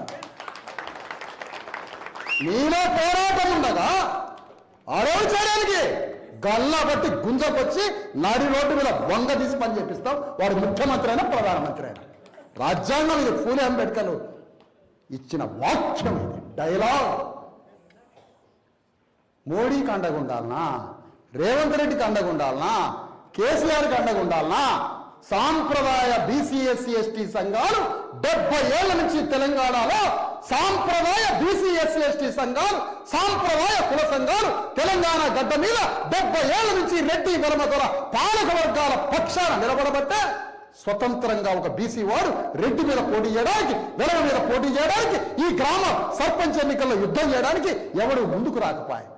కొంతకాలంగా సాంప్రదాయ సంఘాలని పక్కన పెట్టి బీసీ ఎస్సీ ఎస్టీలని ఫూలే అంబేద్కర్ కాంచీరామ్ సిద్ధాంతం మీద నడపడానికి ఒక 6 నెలల కృషి చేయడంతో 85% బీసీ ఎస్సీ ఎస్టీలు సర్పంచ్లే. అది సంపూర్ణ విప్లవం అని నేను అనట్లే, అది పరిపూర్ణ విప్లవం అని నేను అనట్లే. కానీ ఒక ఆలోచన తీసుకురావడం జరిగింది తెలంగాణలో. ఎక్కడికి పోయినా అన్న మీ ముగ్గురు మీ నలుగురు కలిసి తిరిగిండ్రన్న. గత కొంతకాలంగా మాకు పోటీ చేయాలని ఆలోచన వచ్చింది. కరెంటు బిల్లు కట్టుకున్నాం, ఇంటికి పైసా లేదు. 500 కోట్ల రూపాయలు 500 ఎకరాలున్న ఒక వెలగదొర మీద జగిత్యాల అడవుల్లో గొర్రెలు కాసే గొల్లాయన పోటీ చేసి సర్పంచ్ గెలిచాడు. ఎట్లా సాధ్యమైంది? పైసా లేదు. మా యాదవ్ దగ్గర కాటమరాజు బిడ్డ దగ్గర పైసా లేదు, కాటమరాజు బిడ్డ దగ్గర పైసా లేదు, బీరప్ప బిడ్డ దగ్గర పైసా లేదు. ఎట్లా? ఆలోచన. అలెగ్జాండర్ దగ్గర పైసలు లేవు, ఒక ఫిలాసఫర్ ఇచ్చిన మాట పట్టుకొని గ్లోబ్ను పట్టుకున్నాడు. మనోడిని బీసీఎస్ చేస్తే అని పిలిచి రాజ్యం ఏంటి? పైసలు లేవు కదా సార్, ఇది చేత కాదు. ముందు అసలు చేత కాదు, 2 చేతులు పెట్టి లేపాలి ఈ యువకుడిని, సంకలాల చేయి పెట్టి. పైసలు లేవు కదా సార్ అంటాడు. ఇంకేదన్నా అది అంటే ఇంకేదో చెప్తాడు. ఇంకొక ఆయన చీకటి పడింది కదా సార్ అంటాడు. అరే రెడ్డి గారి భూమిలో నువ్వు వాని పొలంలో నీళ్లు పెట్టడానికి అర్ధరాత్రి పాములు తేలు పుట్టింది అయిపోయాను గారు. అర్ధరాత్రి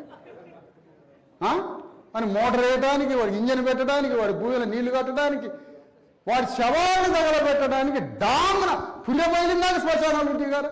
మన రాజ్యం కోసం భయం అది నీకు? ఏ ఆలోచనల కింద బతుకుతున్నావు మనం? ఏ తాత్విక చింతనలో బతుకుతున్నావు? మన తత్వశాస్త్రం ఏంటి అసలు? మానవుడి విముక్తి ఎక్కడ దాన్ని? మనకు తత్వగీతం లేకుండా పోయింది, తాత్విక చింతన లేకుండా పోయింది. అందశ్రీ ఒక అద్భుతమైన పాట రాశాడు. ఎంత గొప్ప పాట అది! మానవుడి గురించి ఏం పాట రాసిండు అందశ్రీ? మాయమైపోతున్నాడమ్మా మనిషి అన్నవాడు. ఆ పాట వింటే గుండెలు కరిగిపోవాల్సిందే. పాడిన అందశ్రీ అనే నా మిత్రుడు, ఉస్మానియా యూనివర్సిటీలో నా రూమ్కి వచ్చి ఉండే అందశ్రీ అనే నా మిత్రుడు ఆ పాట పాడి మాయమైపోతున్నాడమ్మా మనిషి అన్నవాడు. ఇక మనిషి లేడు, ఉంటే గింటే మంచి మనిషి రేవంత్ రెడ్డి అని చెప్పిపోయాడు. ఈ ఎడుకోవాలి చెప్పాడు. ఇక మనమంతా ఇప్పుడు ఆడిపోవాలి చెప్పాలి. అయా తెలంగాణ విప్లవం తాత్వికత యొక్క మార్గం చెప్పిపోండి అని దండం పెడతా. ఏం చేద్దాం చెప్పండి. ఇప్పుడు మళ్ళీ బాగా బయలుదేరుతాడు. అందశ్రీని చచ్చిపోయినా అని విమర్శించింది, విషాదం రాళ్లతో కొట్టాడు. 30 ఏళ్ళ నుంచి అంటారు రాళ్లతో కొట్టడానికి. ఒక్క మాట అంటాను నా ఎదురుగా ఒక్కడు రాలేదు, సింగిల్ మనిషి రాలేదు. సత్యాన్ని మాట్లాడితే ఓడిపోతుంది. సత్యం గురించి మాట్లాడితే శత్రువు కూడా సత్యం గురించే మాట్లాడతాడు. సత్యాన్ని మైదానంలోకి తేవాలి, గడప దాటించి. సత్యాన్ని పట్టుకొని మైదానంలో వీరుడిలాగా యుద్ధం చేస్తే అప్పుడు తెలుస్తుంది కథ. మరొక కవి బయలుదేరింది, మరొక అన్నయ్య గోరేటి వెంకన్న. పల్లె కన్నీరు పెడుతుంది కనిపించని కుట్రలో. నిజమే, కన్నీరు పెట్టింది. ఫలానా పరిపాలకుడు వల్ల కన్నీరు పెట్టింది, చంద్రబాబు నాయుడు వల్ల.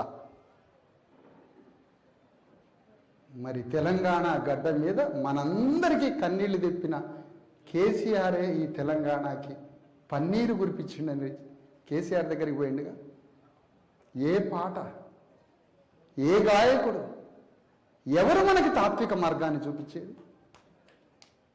ఎవరు చూపించాలి? అయినా అయినా అందశ్రీ వ్యక్తిగతంగా మిత్రుడు, తాత్వికంగా క్లారిటీ లేకుండా పోయాడు. గోరంటి వెంకన్న మిత్రుడే ఇప్పుడున్నాడు. మన ఉద్యమం పెరిగి పెద్దదైతే గోరెడ్డి వెంకన్న మన ఉద్యమంలోకి వస్తాడు. మనకి ఈ ఐడియాలజీ లేకుండా పోయింది. చిరంజీవి గారు మేము ఉద్యమ మీటింగులు పెట్టడానికి పోతే మాకు పాటలు పాడాడు ఒక్కడు రావట్లే. ఎందుకంటే మా దగ్గర పైసలు లేవు. మేము పాటలు పాడే వాళ్ళనే పైసలు అడుగుతాం. మీరు 10 రూపాయలు వేసుకోండి. వారేమో 1,50,000 అడుగుతున్నారు, వారు 1,50,000 అడుగుతున్నారు. వారే గోసి పెడతారు, వారే గొంగళేస్తారు. కూలీ వర్గం యొక్క విముక్తిలాగా ఉంటారు వారు చూడటానికి.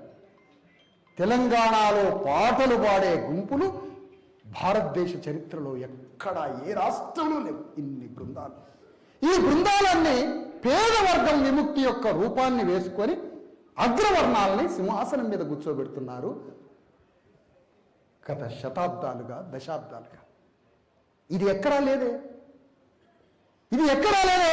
ఒక పేదల వర్గాన్ని విముక్తి చేసి వాళ్ళని రాజ్యం వైపు నడిపించడానికి నీ రూపం, నీ బట్టలు వేసి, నీ గానం, నీ పాట, నీ ట్యూను, శ్రామిక వర్గం యొక్క ట్యూన్స్లో పాటలు పాడి అగ్రవర్ణాల సింహాసనం మీద కూర్చోబెట్టవేంటి? ఈయన పెద్ద కొడుకు వస్తాడని ఒకడు రాత్రి రేవంత్ రెడ్డి అంటే మనకు పెద్ద కొడుకు వస్తాడు. ఈయన పెద్ద కొడుకు వస్తాడు. నీ గల్లా పట్టాను చిన్న కొడుకుని బయలుదేరాను నేను. తెలంగాణ తల్లికి చిన్న కొడుకుని అయి బయలుదేరిన అంటున్నా. నేను కొద్దిగా ముందుకు అట్నే ఉరుకుతా. చిరంజీవి గారు ఏమనుకోద్ది, నేను కొద్దిగా ఉరుకుతా. నిన్ను ఆపుతా ఉంటాడు. అన్న మమ్మ నా తమ్ముడు ఎడిపోతాడు 50 అని. నేనేమి కానన్నా, ఏమి కాని నేను. ఇది రేవంత్ రెడ్డి పరిపాలన? ఇదేమి రేవంత్ రెడ్డి పాలన? ఒకటితో అడ్డడాటగా రాత్రి కూడా కూర్చోబెట్టి ఏమో 42% గురించి మాట్లాడుకొని అట్నే మాట్లాడుకొని వాళ్ళంతా నా 420 హామీల గురించి ఎవడు మాట్లాడలేదు కదా అంటారు. కొద్దిగా చలికాలం ఆగు, జనవరి ఆగు, ఫిబ్రవరిలో 420 హామీల సాధనా కమిటీ అయిపోతున్నారు బచ్చ.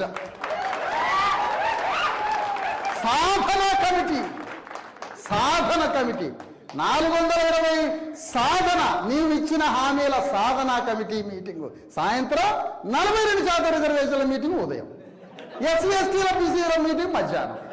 ఎందుకంటే వేరే పని లేదు, ఇక్కడ కార్యక్రమం ఏమి లేదు. ఇదే పని మాదిగా 8 సంవత్సరాలు, వీలుంటే 3 ఏళ్లే. రేపు రాబోయే 3 సంవత్సరాల్లో వెలమారెడ్డి రాజ్యానికి గోరి కట్టబోతున్నాం. మనం గోరి కట్టాల్సిందే తెలంగాణ గడ్డ మీద. నీకు గోరి కట్టి పండగ సాయాలకి, సమ్మక్క సారలకి, సర్దార్ సర్వాయి బాబుల గౌడికి, కొండా లక్ష్మణ్ బాబూజీకి, పూలే అంబేద్కర్లకి ఘన నివాళి చెప్తాం. నీ గోరి కట్టి ఈ పగా ప్రతీకారంతో బతకడం. రాజ్యం వచ్చాక ఎట్లా పరిపాలించాలో చూసుకుంటాం. నా ప్రజలు తెలంగాణ 3.5 కోట్ల మంది ప్రజలకి ఎట్లా గౌరవాన్ని ఇవ్వాలి, ఎట్లా భూమిని పంచాలి, ఎట్లా ఉపాధిని పంచాలి, ఇజ్రాయెల్ లాగా వ్యవసాయాన్ని ఎట్లా చేయాలి, చైనా లాగా సాంకేతిక వస్తువులు ఎట్లా తయారు చేయాలి, యూరోప్ అమెరికా లాగా ఎడ్యుకేషన్ స్కూల్స్ హాస్పిటల్స్ ని ఎట్లా నిర్మించాలి, ప్రజల మధ్య సౌభ్రాతృత్వ శివుడు చెప్పిన సమానత్వాన్ని ప్రజల్లో ఎట్లా కట్టాలో నేర్పిస్తాం. మాకు తెలవదా? నేను చదువుకోలేదా? మాకు తెలవదా అంటున్నా. వానికి ట్యూషన్ చెప్తాం పరిపాలన ఎట్లా చేయాలి. ఇప్పుడన్నా రాయి ఏం పోతుంది తెలంగాణ? ఏం పిచ్చోళ్ళు ఇది? ఏంది ఇది? పిచ్చిలేసిందా ఏంది మన తెలంగాణ బీసీ/ఎస్సీలకి? తన పిచ్చి గిట్టలు వేసిందా ఏంది? నాకు అర్థం కావట్లే. అయిపోయింది, మావోయిస్ట్ అయిపోయింది, భూస్థాపితం అయిపోయింది.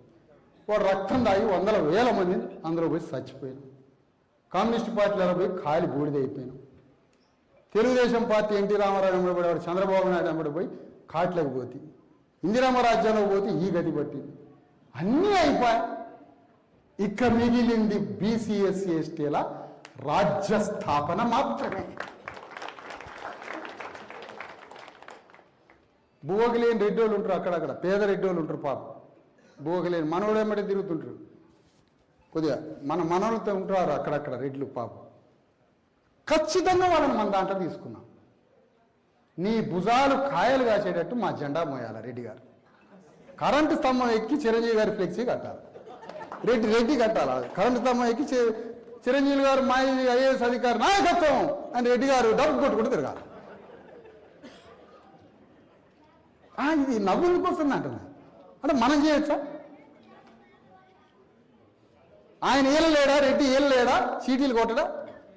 సీటీలు కొట్టి మన బ్యానర్లు పట్టుకొని కరెంటు స్తంభాలు ఎక్కి ఫ్లెక్సీలు కట్టడం, ఏళ్ళు వేయటం, డబ్బు కొట్టడం చేయడా? మన నాయకత్వం వర్ధిల్లాలని అనడా ఆయన? ఇవాళ గద్వాల దగ్గర పోయినాయి, ఒక అమ్మాయి చచ్చిపోయింది. డాక్టర్ చచ్చిపోయి 10-11 రోజు ఎవరో కులరక్కసి చంపేసింది అమ్మాయిని. ఎమ్మెల్యేకి ఫోన్ చేసిన 12వ ఎత్తిండు పాపం. పిచ్చి పిచ్చిగా మాట్లాడతాడు, పిచ్చోళ్ళు ఆడ. విజయుడు ఆట, పరాజయుడో విజయుడు తెలవదు. పిచ్చి పిచ్చిగా కుక్క కలిసిందా అనుకున్నా నేను. ఏంది పిచ్చి పిచ్చిగా మాట్లాడితే? కుక్క కాదు సార్, ఆయన కలిసింది సల్లా వెంకటకృష్ణారెడ్డి అంటే వాడు కలిసింది సార్ అన్నాడు.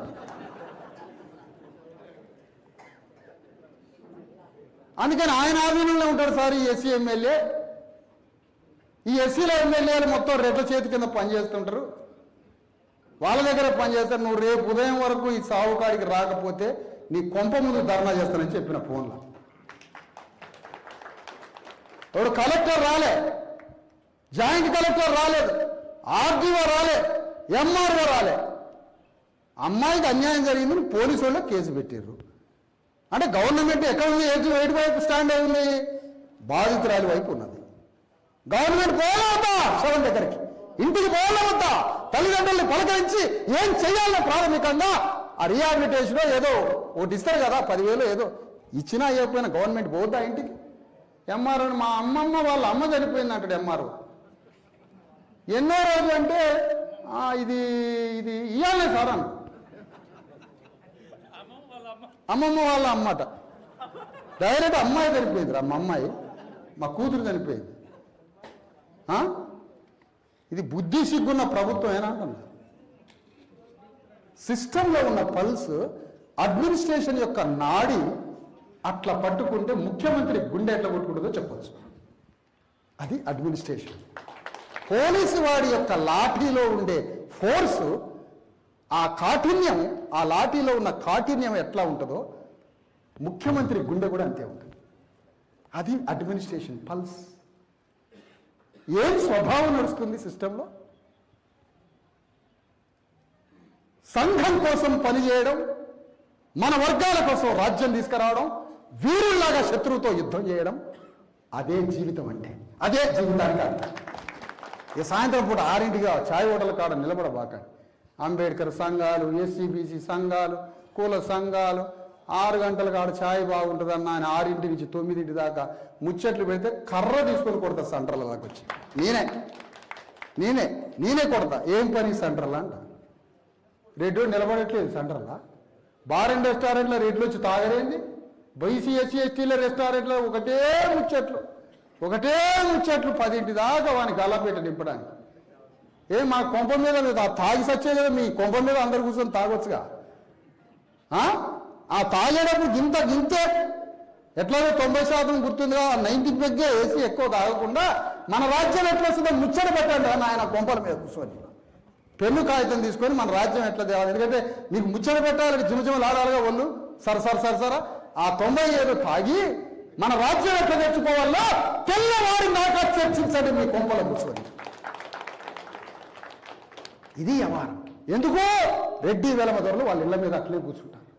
వాళ్ళు బార్లకు రావట్లే, బజార్లో తాగట్లే, బస్టాండ్లో బొరలాడట్లే, రోడ్ల మీద తిరగట్లే, ఇళ్ల మీద కూర్చొని తెలంగాణ గడ్డని ఎట్లా పరిపాలించాలో ఆడ కూర్చొని చర్చించుకుంటారు.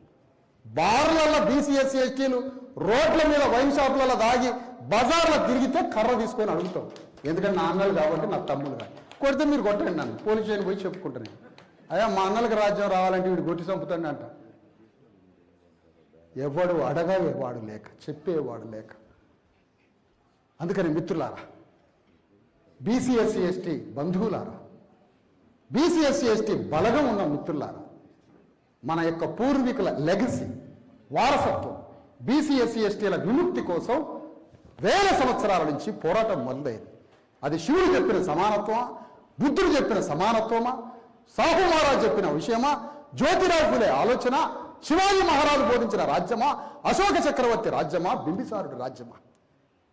కర్ణాటకలో బసవేశ్వరుడు సమానత్వంతో అట్టడుగు వర్గాలని దేవాలయంలో తీసుకొచ్చి అట్టడుగు వర్గాలకి భూమిని పంచి అట్టడుగు వర్గాల చేతిలో నాణ్యాన్ని పెట్టి అట్టడుగు వర్గాలకి భోజనం పెట్టి అందరినీ సమానంగా చూసిన బసవేశ్వరుడి రాజ్యమా, పోతులూరి వీరబ్రహ్మం గారి వాక్యమా, సమ్మక్క సారక్కల పరిపాలన, వీళ్ళందరి ఆలోచన కొనసాగింపుతో తెలంగాణ గడ్డ మీద బీసీఎస్సీ ఎస్టీ 90% ఉన్న బీసీఎస్సీ ఎస్టీల రాజ్యాన్ని స్థాపించడానికి ఈ యుద్ధంలో ఈ సమరంలో పాల్గొనండి అని మిమ్మల్ని కోరుతున్నాను. ఇక్కడి నుంచి దానికి అనేక హక్కుల కోసం పోరాడుతూ అనేక రాజ్యాన్ని ఇచ్చినటువంటి హక్కులతో ఈ రాష్ట్రం ఈ దేశం పాలకుల మీద మన డిమాండ్లు ఉంచుదాం. 42% తప్పించుకున్నాడు మన సర్పంచ్ నుంచి. ఇప్పుడు మున్సిపాలిటీ వచ్చింది, దాంట్లో పెట్టాలా, అది అడుగుతాం. మళ్ళీ రేపు ఎంపీటీసీ వస్తుంది, దాంట్లో పెట్టాలి. ఇప్పుడు మనోడు ఏమనుకుంటున్నాడంటే రేవంత్ రెడ్డి ఈ అది తెలివిగలవాడు అన్నట్టు ఇతను. ఈయన ఏమనుకుంటాడు, అమ్మ వీడు గెలిచినాడు నా దాంట్లో వేసుకుంటా, నా దొడ్లో కట్టేసుకుంటా అంటాడు. కట్టేయి రేపు 3 ఏళ్ల తర్వాత ఎన్నికలు వస్తే నిన్ను గుదకొచ్చి నా దొడ్డ కట్టేస్తా నిన్ను. 3 ఏళ్ళలో ఇట్లనే కట్టేసుకుంటా పో, ఇట్లనే కట్టేసుకుంటా పో, నీ దొడ్లో కట్టేస్తావు. అందుకనే తెలంగాణలో సామాజిక విప్లవం కోసం రేవంత్ రెడ్డి ఎంత యుద్ధం చేయాల్సిన బాధ్యత ఉందో సామాజిక న్యాయం కోసం అంతే బాధ్యత ముఖ్యమంత్రి హోదాతో సమానమైన ప్రతిపక్ష నేత కేసీఆర్ మీద కూడా ఉంది. అందుకనే కేసీఆర్ నీళ్ల పంచాయతీ తెచ్చి ఎప్పుడైనా నీళ్ల పంచాయతీ తీసుకొచ్చి సామాజిక న్యాయం సమాధి చేయాలని కేసీఆర్ అనుకుంటే 1,00,000 మందితో కేసీఆర్ గల్లా పడదామని పోతున్నా. 1,00,000 మంది ప్రజలతో కేసీఆర్ గల్లా పడతా. ఇది కేటీఆర్కి చెప్తా, మొత్తం టీఆర్ఎస్ శ్రేణులందరికీ చెప్తున్నా, కేసీఆర్ గల్లా పట్టడం ఖాయం. నువ్వు సామాజిక న్యాయం అందుకోకుండా 42% రిజర్వేషన్ల గురించి మాట్లాడకుండా తెలంగాణలో అట్టడుగు అణగారిన వర్గాలు యుగాలుగా దోపిడీ జరుగుతున్న వర్గాలంతా సామాజిక న్యాయం గురించి మాట్లాడుతుంటే నువ్వు నీళ్ల పంచాయతీ పెట్టి సామాజిక న్యాయ సూత్రాన్ని అదృశ్యం చేయడానికి మాంత్రికుడు బయలుదేరిన కేసీఆర్. అదే నువ్వు పనిచేస్తే నీ గల్లా పట్టడానికి 1,00,000 మంత్రులు బయలుదేరుతారు. చూద్దాం ఏం జరుగుతుందో తెలంగాణ, ఏం జరుగుతుందో చూద్దాం. ఒక చిన్న తెలంగాణ రాజ్యం తీసుకొస్తే 40 మంది రెడ్లు ఎట్లయినారు, 12 మంది వెలమలు ఎట్లయినారు, 1% లేడు ముఖ్యమంత్రి ఎట్లయినా. ఇదేనా తెలంగాణ? నువ్వు తెలంగాణ తీసుకొచ్చినప్పుడు, తెలంగాణ రాజ్యాన్ని తీసుకొచ్చినప్పుడు మాకు ఇచ్చిన వాగ్దానం ఏది? నువ్వు తీసుకొచ్చే తెలంగాణ రాజ్యంలో సాగరాల వాటా గురించి చెప్పినావా, మంగళాల వాటా గురించి చెప్పినావా, భూముల వాటా గురించి చెప్పినావా, సంపదల వాటా గురించి చెప్పినావా, మా రిజర్వేషన్ల గురించి చెప్పినావా? తెలంగాణ రావాలన్నావు, దానికి ముఖ్యమంత్రి పోయినా. ఇప్పుడు ఆ పాప పరిహారం చెల్లించుకోవడానికి, నువ్వు చేసిన పాపం చెల్లించుకోవడానికి ఇప్పుడన్నా నువ్వు సామాజిక న్యాయం గురించి మాట్లాడు అంటే కేసీఆర్ ఓడిపోవడానికైనా సిద్ధమవుతుంది, కానీ రేవంత్ రెడ్డి మీద సామాజిక న్యాయం గురించి మాట్లాడలేదు. చూసిన వాళ్ళు అండర్స్టాండింగ్. కేసీఆర్ గెలవాలంటే ఒకే ఒక ఆయుధం, సామాజిక న్యాయం ఎత్తుకొని బీసీఎస్సీ ఎస్టీలకి రాజ్యం రావాలని కేసీఆర్ పోరాడితే 5 నిమిషాల్లో రేవంత్ రెడ్డి సమాధి అవుతాడు. కానీ కేసీఆర్ ఎత్తుకుంటాడు ఈ నినాదం. కేసీఆర్ని సమాధి చేయాలంటే రేవంత్ రెడ్డి బీసీఎస్సీ ఎస్టీ విప్లవాన్ని న్యాయాన్ని రేవంత్ రెడ్డి అందుకుంటే 5 నిమిషాల్లో కేసీఆర్ సమాధి అవుతాడు. ఈ ఇద్దరిని సమాధి చేయాలంటే బీజేపీ బీసీఎస్సీ ఎస్టీలకు రాజ్యం అప్పచెప్పే నినాదం ఎత్తుకుంటే ఈ ఇద్దరు సమాధి అవుతారు. కానీ ఈ వాళ్ళు ముగ్గురు సమాధి అయినా పర్వాలే, కానీ ఎవడికి వాడు మనకు మాత్రం విప్లవం రావాలని కోరట్లేదు. అంటే మనం చచ్చిపోవాలి బాబు, మనం మరణించాలి, మనం చచ్చిపోవాలి అందరం. వైద్యం లేక చావాలి, విద్య లేక చావాలి, సంపద లేక చావాలి, ఉపాధి లేక చచ్చిపోవాలి, మనమే చనిపోయి మన వాళ్ళ దినాలకే మనం వెళ్ళిపోవాలి. అందుకనే ఇది ఆపాలి, ఈ పద్ధతిని ఆపాలి.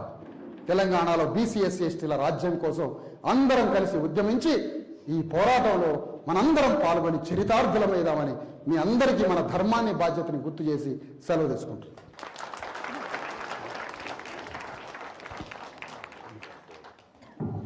Thank you. మీ స్పీచ్తో మనందరినీ కూడా గత 1 అవర్ 15 మినిట్స్ నుంచి ఊతలోగించారు. మరి వీటి సందర్భంలో ప్రత్యేకంగా ధన్యవాదాలు. ముఖ్యంగా ఒక విషయం నేను చెప్తాను, వాళ్ళు చాలా విషయాలు మాట్లాడారు. మరి మేము కోరుకునేది ఏంటంటే ఈ సామాజిక న్యాయం సభ ద్వారా రేపు రాబోయే కాలంలో మా 42% రిజర్వేషన్ కావచ్చు, బీసీ దళితుల ఫోరం కానీ, బీసీ పొలిటికల్ ఫ్రంట్ కానీ, లేదా బీసీ ఎస్సీ ఎస్టీ జేఏసీ ఏ పిలుపు ఇచ్చినా ఆ పిలుపుకు మీరు స్పందించి ఉద్యమాల్లో పాల్గొనాలని చెప్పేసి